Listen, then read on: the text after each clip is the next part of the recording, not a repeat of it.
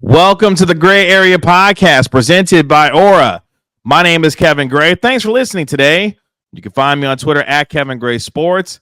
Be sure to download and subscribe to the Gray Area Podcast wherever you get your podcasts for free. Give it a 5-star rating and write a review for it while you're there. And if you're watching this on my YouTube channel, make sure you like and comment on the video and subscribe to Kevin Gray Sports on YouTube and catch me on 97.1 The Freak as the Dallas Mavericks pre- and post-game host on the Dallas Mavericks Radio Network.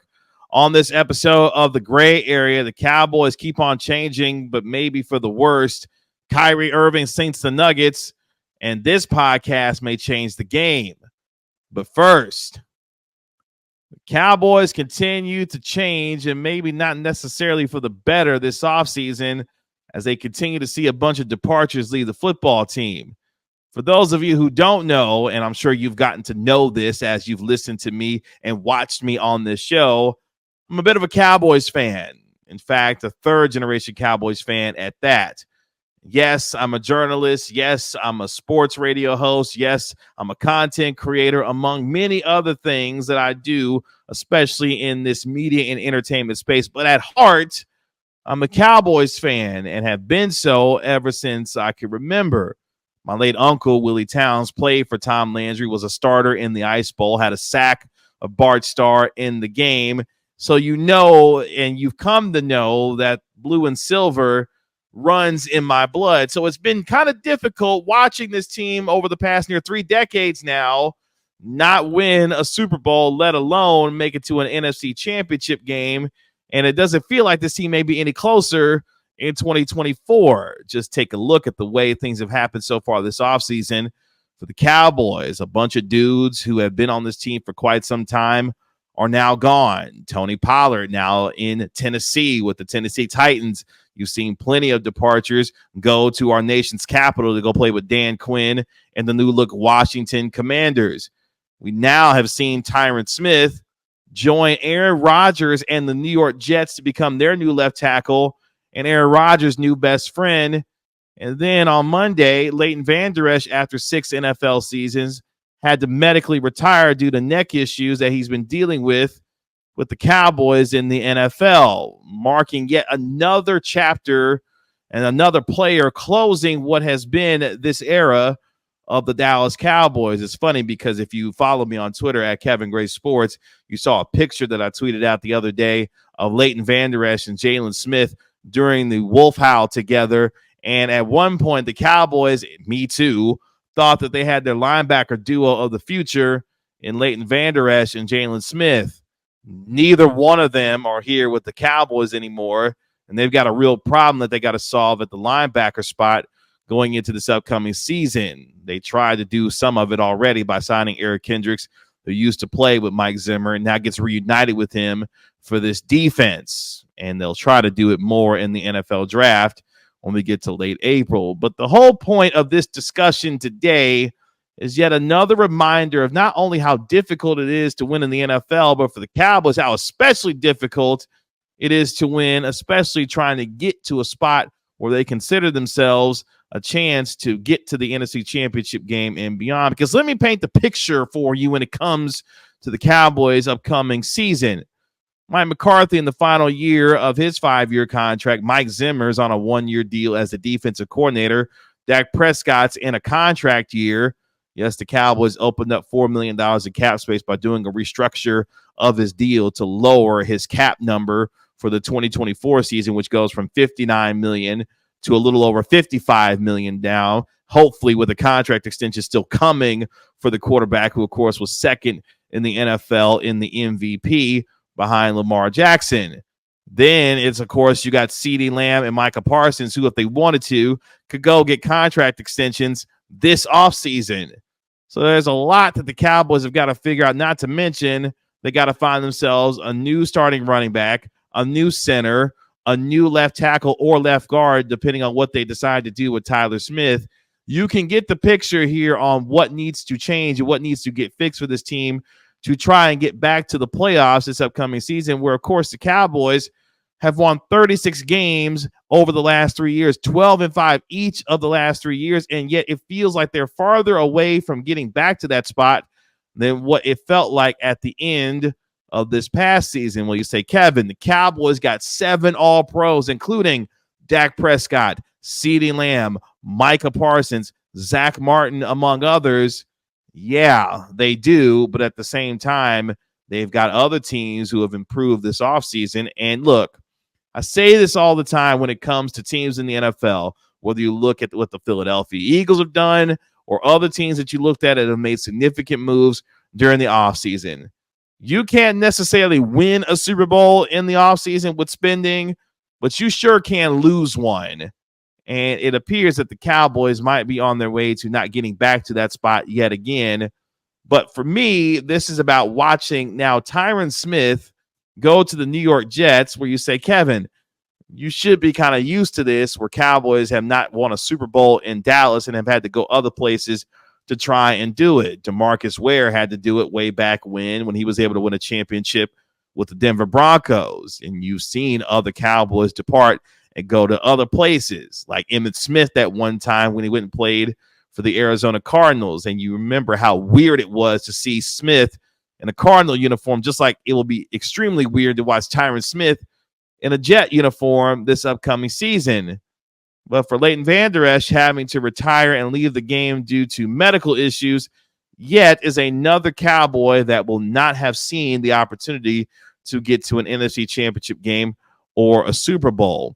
Which gets me to the idea of, what direction is this team really going in? Are they going toward a soft rebuild and trying to figure out how to move forward while playing for the now and the future at the same time? Because that's a difficult needle to thread if you're any organization. For example, the Boston Celtics tried to do it for years when Danny Ainge was running the organization, trying to play for the future while also playing for the present as well. And now Boston, of course, Danny Ainge having moved on plenty of time ago, now in position to maybe win an NBA championship this year. But for the Cowboys, are they going to make a decision that allows them either to do a full reset at the end of the 2024 season, or are they going to try and play themselves for the now while also trying to retool and rebuild for their future as well? And at some point, and it may not be till August at this point, Dak Prescott gets a contract extension done for the Cowboys to try and free up some space. Another person who will not be back with this team, of course, is Michael Gallup. He'll be a post-June 1 cut. And you think about the 2018 NFL draft for the Cowboys, not a single player from that draft now is on the Cowboys roster, with Leighton Vander Esch being cut, and of course now him retiring. The cut of Michael Gallup, as I mentioned, he'll be a post-June 1 cut. You go up and down that 2018 NFL draft, the Cowboys, none of them are on this roster anymore. And it's rare when the Cowboys, like they did in the 2023 NFL draft, don't necessarily hit. And I'm not saying they didn't hit in the 2018 draft, because they had several players last for quite some time with this team. But it just goes to show you how difficult it is to build a winner, and a consistent winner, throughout the course of time in the National Football League. And that's the job of Will McClay and Stephen Jones. And we've done enough. I've done enough banging on the Cowboys in terms of what they have and what they haven't done. I've resolved myself to this point to knowing what it is when it comes to Jerry and Stephen Jones. They are who they are, and they're going to run the team the way that they see fit. Stephen Jones saying recently that, look, we're going to continue to build this team the way that we see fit in order to deliver a championship. And no matter how much the Jones say that they understand the frustration of Cowboys fans, how much they want to win as part of the Dallas Cowboys and doing it their way, they are part of the family business, and things will not change when it comes to the hierarchy and structure of this team. So I, in particular, have had to do some soul searching for myself as a Cowboys fan to realize, you know what? It is what it is. I hope at some point my football team finds a way to win a championship, to have some measure of success, the way that we've seen the Kansas City Chiefs do it with 3 Super Bowls in the last 5 years, and the way that Patrick Mahomes has been able to take over the National Football League as the best player in the sport. And at some point, I'm hoping that the Cowboys find a way to get to at least the NFC Championship game and beyond. But what has closed as this particular era of the Cowboys, whether you look at it through the lens of Leighton Vander Esch, through the lens of Michael Gallup, Ezekiel Elliott a couple of years ago, now, of course, having moved on with the New England Patriots and then trying to figure out what his next move of his career is, or whether you look at it through the eyes of a Jason Witten, which is an interesting thought exercise to do. If you're a Cowboys fan or just an NFL fan in general, go back and look at the careers of Witten, Tony Romo, Dez Bryant, DeMarco Murray, Ezekiel Elliott, Zach Martin, Travis Frederick, any number of Cowboys that you want to name, and look at the Cowboys through the lens of their careers and see what the Cowboys haven't done to be able to be in position. Even Dak Prescott, for example, who, of course, in his 2016 rookie year alongside Ezekiel Elliott took the NFL by storm, and you thought for a team that looked around at the rest of the NFL and saw teams building around their rookie quarterbacks, making investments at other positions to be able to support their rookie quarterback, be able to have a chance to win a Super Bowl and maybe have deep advancements into the playoffs. The Cowboys didn't necessarily do that. And when they started to figure some of those things out, it became a little bit too late. And while, yes, they've been able to find certain values when it comes to Stephon Gilmore and Brandon Cooks the way that they did last year, they haven't necessarily made the investments, especially in free agency, which goes back to the idea that you can't necessarily win a championship in free agency, but you can certainly lose it. Even in the year when they tried to make a bunch of signings when it was Clinton Dix and Gerald McCoy, among others, that didn't necessarily pan out, at least they took the swings to try and figure those things out. Now, some of those moves that we look back now and we think, what the hell were they thinking signing some of those guys? But most importantly, it felt like at least that year and then last year when they acquired Stephon Gilmore and Brandon Cooks, that they were making the kinds of moves that maybe signaled that they were going for this whole all-in win now type of thing, which unfortunately has been a buzzword that has not gone over well for Cowboys fans this offseason. And the disillusionment with this fan base when it comes to this particular football team, it's been a long time since I've seen this football team and its fan base be held in such low regard based on what they have and what they haven't done in free agency. At no point over the last few years have I ever felt the weight of a fan base so angry, so frustrated, even the most optimistic Cowboys fans who are sick and tired of what has taken place for this team, and then to have its owner say that they were going to be all in, quote unquote, and then the actions behind that not necessarily back that up. Yeah, there's a frustration that's been reached by Cowboys fans that I don't know if necessarily they're going to get over at any point unless this team wins a Super Bowl. And look, I'm one of them.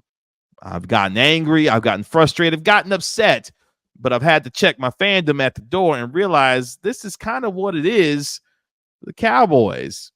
But unfortunately, watching several players, whether it be the players that we mentioned already and even the current ones that are there, not get over the hump to have a chance to win a championship, while yes, a lot of it is on Jerry and Stephen Jones for not putting this team in position throughout the years to be able to capitalize on certain aspects in time to be able to win a championship.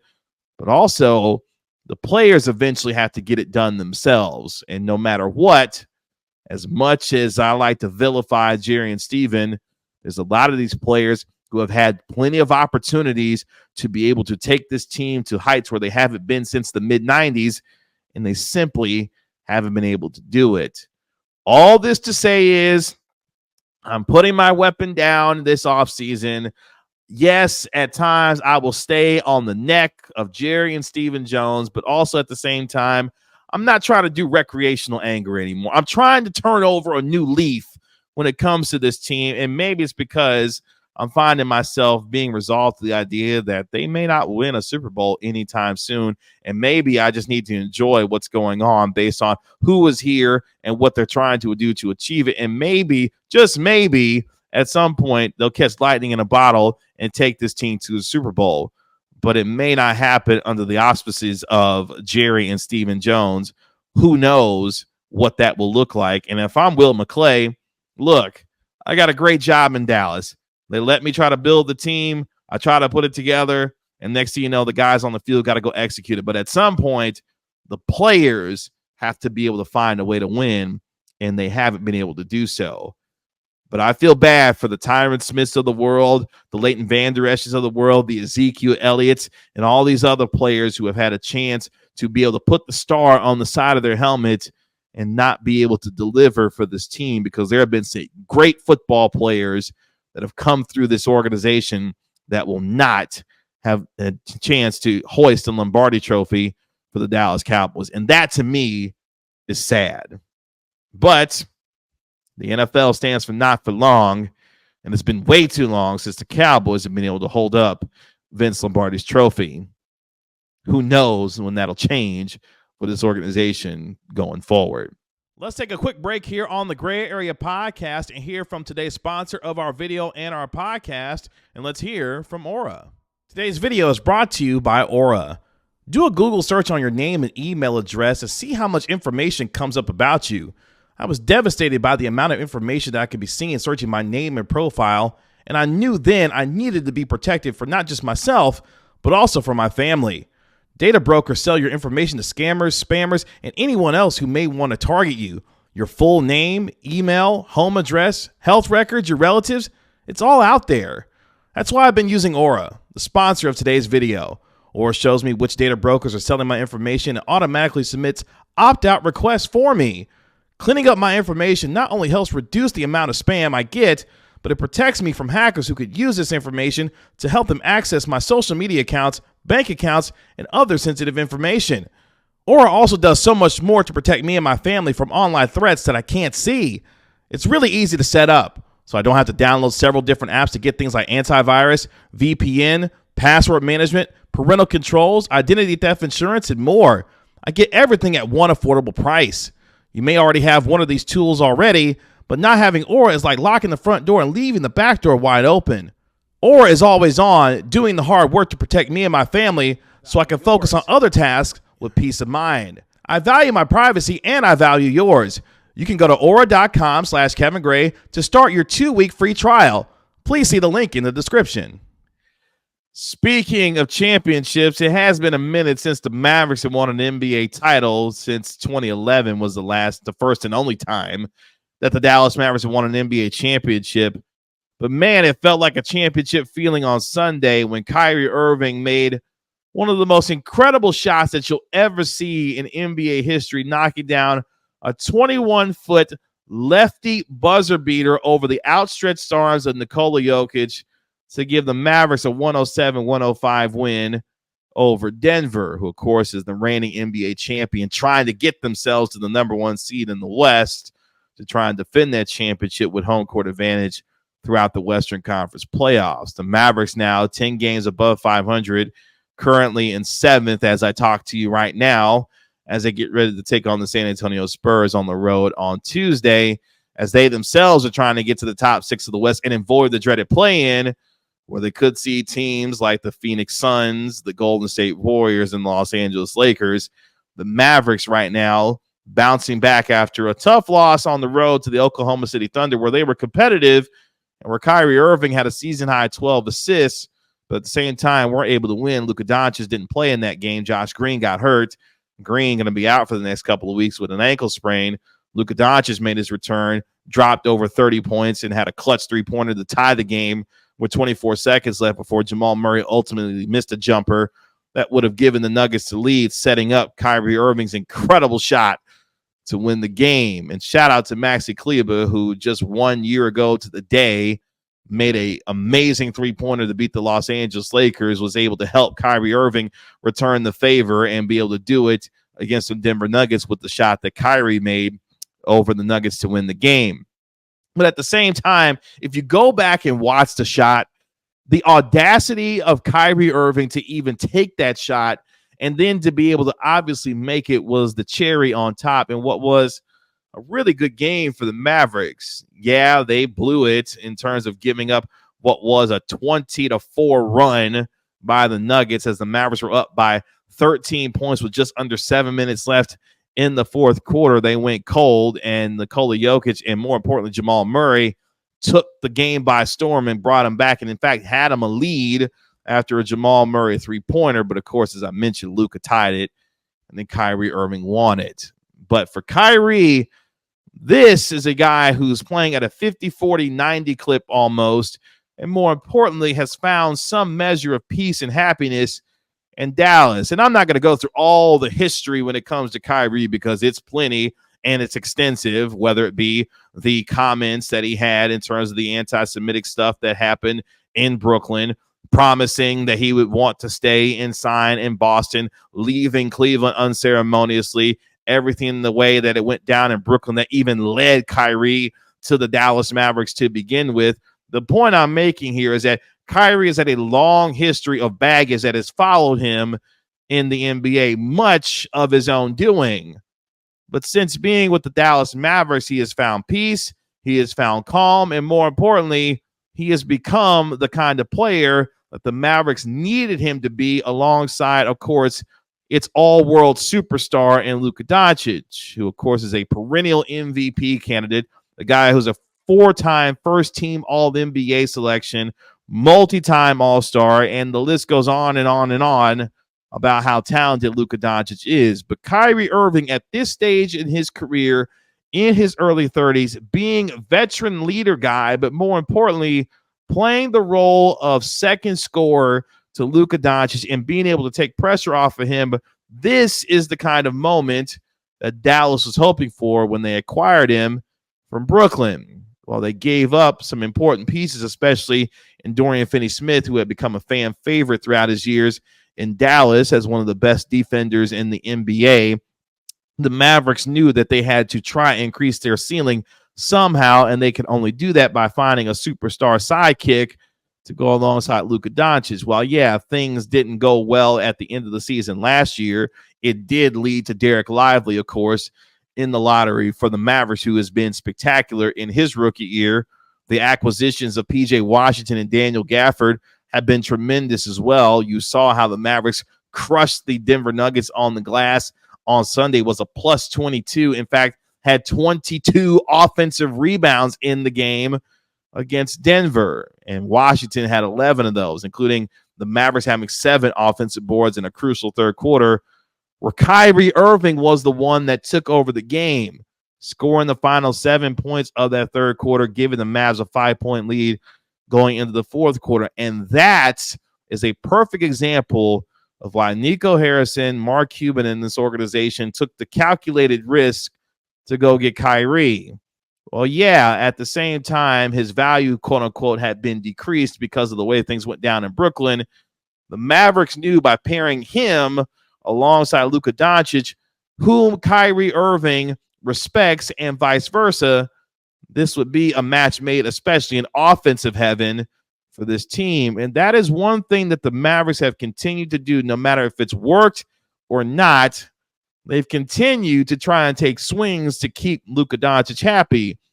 But more so in this case with Kyrie Irving, they found a player that Luka respects. And one of the coolest aspects of Kyrie Irving knocking down that shot to win the game against the Denver Nuggets was the universal respect that he got from hoopers around the league. Jalen Brunson being one of them, who, of course, is now top 5 in the NBA in scoring this year, averaging nearly 28 points per game, saying how tough that shot was that Kyrie Irving hit. Damian Lillard, one of the most clutch shooters in the history of the NBA, calling Kyrie one of the most skilled MFers ever, bruh. Yeah, that's a real quote from Damian Lillard off of his X Twitter account, or whatever we call it these days. But at the same time, for Kyrie Irving, another amazing shot in what has been, yes, a career at times full of baggage, but also at the same time, a guy who's knocked down some of the biggest shots in the history of this league.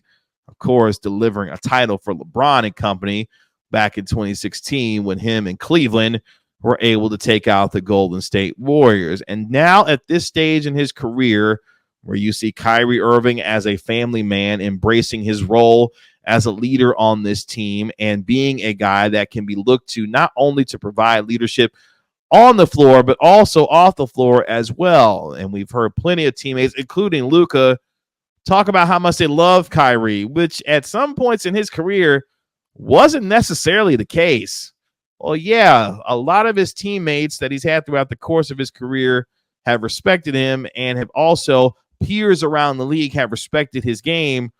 He developed a little bit of a reputation for someone that may be difficult to work with, but at the same time was extremely talented. And if you could get what you could get out of Kyrie Irving, yeah, he would be a guy that you would want on your basketball team. And a stat that absolutely blew me away: Kyrie Irving's played 18 straight games. Those 18 straight games that he's played are the most consecutive games that he's played in over 8 years. It's been since 2016 that Kyrie Irving's played at least 18 games in a row. Yes, part of that has been due to his injury history. Yes, that whole COVID situation in Brooklyn where he wasn't even playing games due to the mandate that was taking place in the state of New York. All of those things that you can go back and chronicle yourself, various reasons why Kyrie Irving was on the floor or not during these last 8 years. But that just speaks to obviously his health at this particular point, but more importantly, where he is in terms of his game, but also his life. All of us at some point get to a point in our lives where we figure out who we are, what we want to be, and how we want to continue to leave a legacy for others that come behind us, but more importantly, for those that are around us, in setting a kind of example to be able to be a positive force for the world. It feels like that's where Kyrie Irving is at this point in his career, and good for him. People have lauded, and me too, have seen how happy Kyrie is with his family, with his teammates, the city that he's playing in, and more importantly, he's playing in a city that low-key is not going to bother him. He's played in big markets, whether it be in Boston or New York. Cleveland, not necessarily a big one, but you get the idea. He's played in places where the attention and the scrutiny is much higher than it is here in Dallas. The number one game in town, of course, is the Dallas Cowboys. So in a lot of ways, even with the success that the Mavericks have had, they will always, and now, of course, with the World Series championship that the Texas Rangers have brought in, the Mavericks can kind of fly under the radar, which in some ways Kyrie Irving has been able to do here in Dallas, and it's put forward a terrific season for him and this basketball team. But now, as they look forward to the final 14 games of the season, can Kyrie Irving continue to put forward the kind of game that we've seen from him and remain on the floor throughout the course of the year? But if it's anything like we saw against the Denver Nuggets, my man is in his bag, and that is one of the most sensational, incredible, and the audacity to even think about taking that shot, driving to his left, shooting the ball with the opposite hand over the outstretched arms of Nikola Jokic, and the reaction of not just himself with the iconic holding up of his left hand, but also Maxi Kleber holding his hand over his head, Luka Doncic falling in disbelief to the floor, out of bounds, watching the shot go through. And, of course, Patrick Mahomes, speaking of which, was in the crowd as well. Dirk Nowitzki, the first family of the Dallas Mavericks, watching this. Everything in terms of the stars aligned for Kyrie Irving to pull off an incredible miracle for the Mavericks. More importantly, they needed that win. As I mentioned a little bit earlier, they're fighting to try and get to the top 6 of the West. And maybe, just maybe, this was the win that they needed to galvanize them to move forward, to be able to put together a run that, who knows, they may become one of the most dangerous teams in the Western Conference. Because I don't know about you, I'm not trying to see Luka and Kyrie in a first-round series in the Western Conference playoffs. But if you do draw them, they're going to give you one hell of a series, and that's because Luka and his partner Kyrie Irving are playing at an incredibly high level and have displayed talents that we have not seen from a duo, especially with one of the best ball handlers, if not the best ball handler in the history of the NBA, alongside a guy who's going to be a Hall of Famer, and low-key is already a Hall of Famer if his career ended today, and Luka Doncic, but he is going to be one of the 10 best players to have ever played the game. This duo right now is playing at an extremely high level, and I'm sure Jason Kidd is excited to watch these two get on the floor every single night. But for Kyrie at this point in his career, good for him. I'm glad that he's been able to find the measure of peace and resolve that he's been looking for quite some time. And with some maturity along the way, learning from the stops in Cleveland and Boston and Brooklyn, maybe has finally found a home in Dallas where he can just focus on the one thing that has made him so great throughout the course of his career, and that's his craft. Being one of the best basketball players, one of the greatest offensive talents that we've ever seen come across the association. And now at this point, not only you and I can appreciate it, but he can continue to appreciate where he is in his life and be able to be the kind of person that he ultimately wants to be.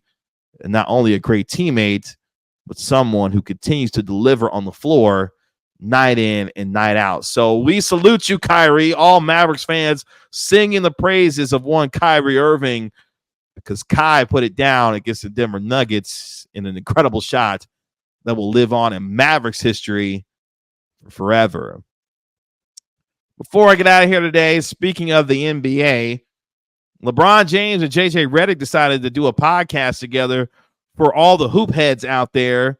And for them, minding the game is going to be the name of the game going forward for them. And it brings up an interesting discussion for me because as someone who clearly is in this space doing podcasting, talking about sports and everything that comes around it, it's an interesting time for athletes to continue to jump into the game.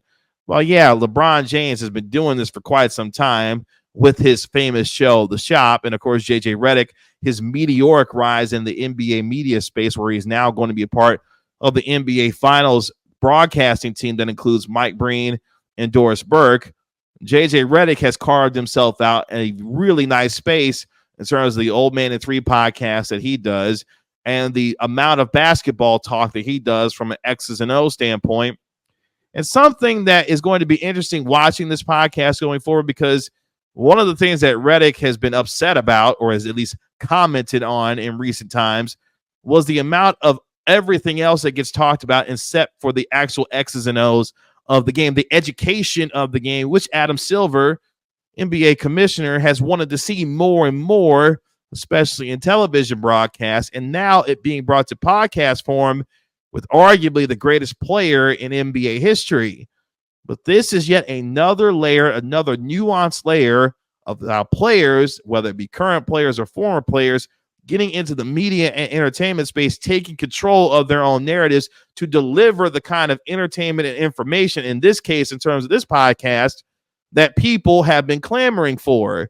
And the reaction that you've seen from basketball fans in the first day of its release, with a new episode dropping as we record this on Tuesday, I'm interested to see how this podcast will continue to grow. And it should, based on the initial reaction, be a hit.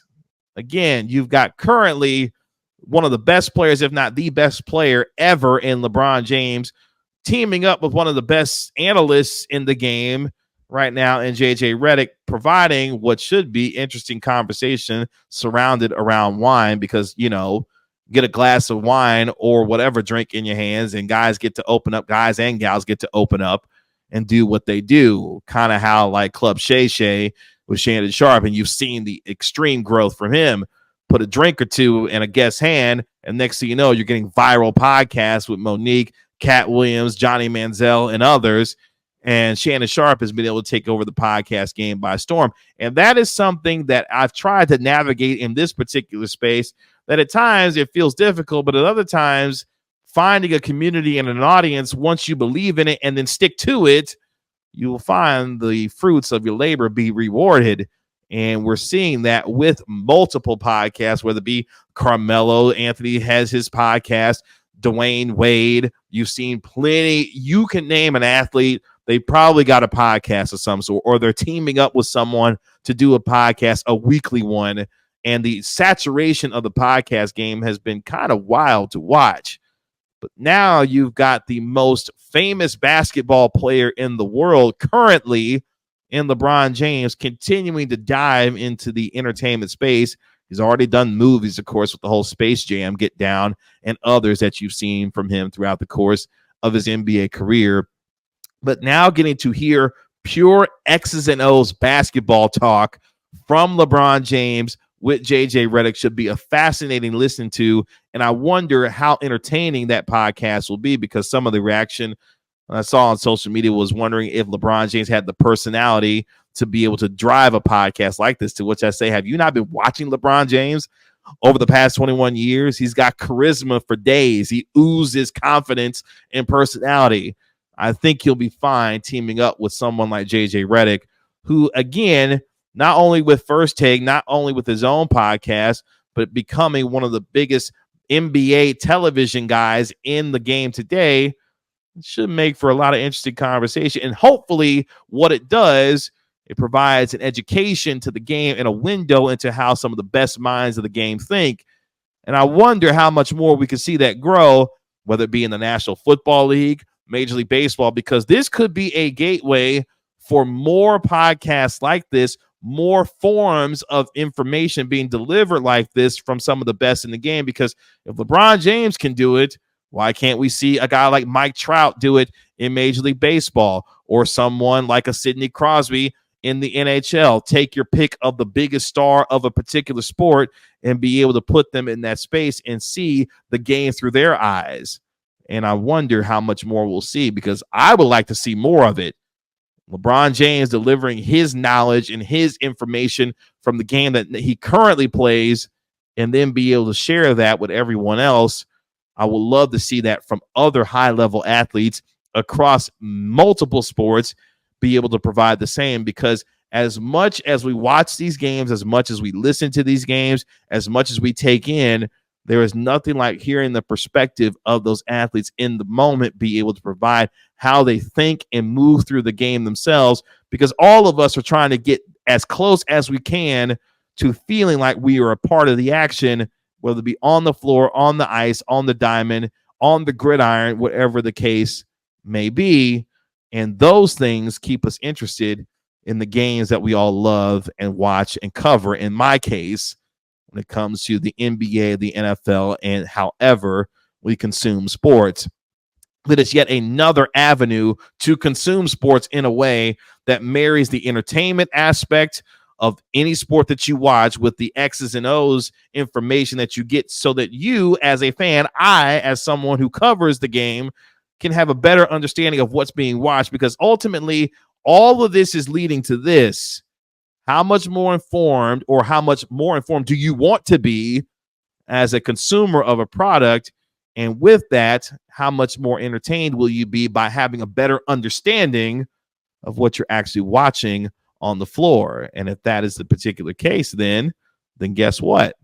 LeBron James and JJ Redick may be providing something that has been desperately needed for a long time. Really, really, really want to see how this goes. And I think it'll work out well. I think it'll be great. The first 2.5 minute spot that I saw on YouTube, I've already subscribed to the Mind the Game podcast that'll be dropping episodes weekly, I guess. It looked like it's going to be great. And for LeBron James and JJ Redick, good for them. And finding themselves in a space to work together to be able to provide yet another high form level of entertainment and information that can hopefully educate basketball fans that much more, and maybe have other players who at the top of their games provide similar shows that continue to saturate the podcast game. So shout out to LeBron and JJ Redick for creating Mind the Game as they move forward in their amazingly nuanced basketball conversation surrounding X's and O's. That's it for this episode of the Gray Area Podcast. Appreciate you joining me here on my YouTube channel at Kevin Gray Sports. Make sure you like and comment on the video, and you can also make sure that you download and subscribe to the Gray Area Podcast wherever you get your podcast for free.